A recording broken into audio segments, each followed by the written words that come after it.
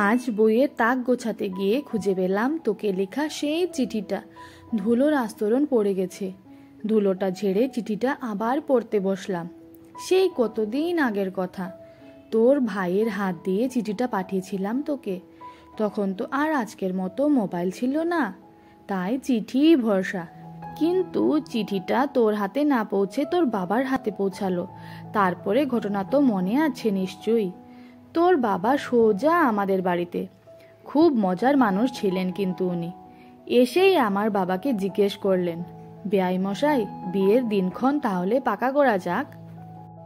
তারপরে বাড়িতে প্রায় 1 সপ্তাহ বাবা আমার সঙ্গে কথা বলেনি।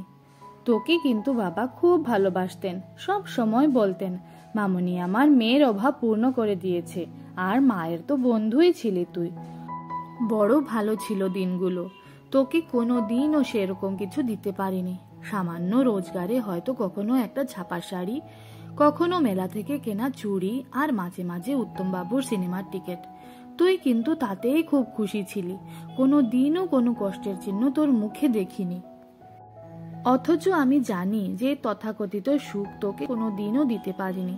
তবে তোর মুখের হাসিটা ছিল আমার এগিয়ে চলার অনুপ্রেরণা। তারপর আস্তে আস্তে সময় কেটেছে। তুই থেকে তুমিতে পরিণত হয়েছে আমাদের ডাক। আমারও রোজগার বেড়েছে। আমাদের সংসারে নতুন অতিথি এসেছে। সময় চলে গেছে তার গতিতে, কিন্তু তোর মুখের হাসিটা সে একই রয়ে গেছে। ছেলেমেয়েরা নিজেদের পড়াশোনা আর চাকরি নিয়ে দেশের বাইরে।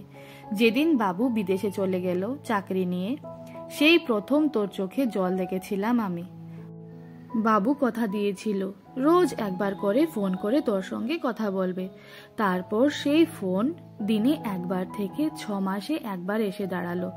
আমি অভিমান করলেও তুই কিন্তু বলতিস রাগ না করতে। কষ্টে তোর বুক ফাটলেও তোর মুখের হাসি তো কিন্তু কোনোদিন কমেনি। তারপর আস্তে আস্তে সুধা কাকি থেকে পাড়ার বাচ্চাদের সুধা দিদা হলি তুই। এই সব কিছুই আমি দেখেছি তোর পাশে থেকে, কিন্তু যতটা সময় তোকে দেওয়া উচিত ছিল সেটা বোধহয় আমি তোকে দিতে পারিনি। কত ভালো গান করতে পারতিস তুই, সেটাও ছেড়ে দিলি। এখনো ছাদে তোর গুনগুন শুনতে পাই মাঝে মাঝেই। একবার তানপুরা কিনে দিতে বলেছিলি, আমি পারিনি। তবে না পাওয়া নিয়ে তোর কোনো অভিযোগ ছিল না। কিন্তু আজকে তোকে কিছু দিতে চাই আমি। বাজার থেকে যখন ফিরছিলাম দেখি একটা ছেলে গোলাপ বিক্রি করছে।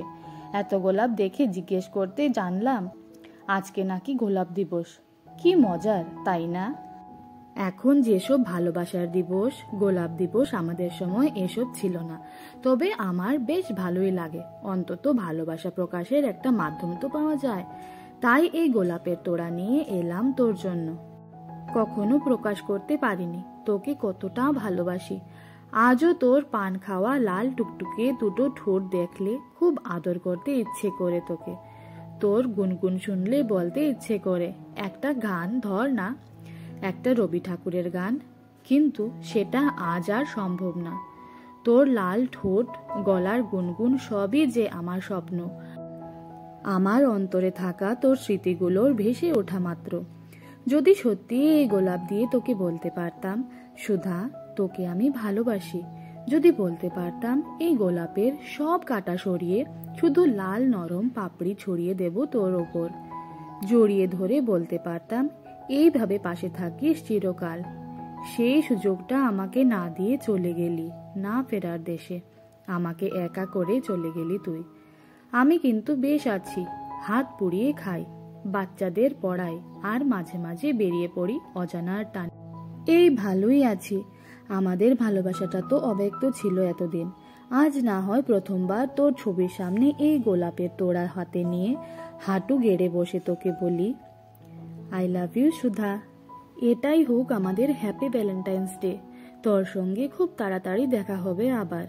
ভালো থাকিস। কিছু কিছু ভালোবাসা বেঁচে থাক এভাবেই।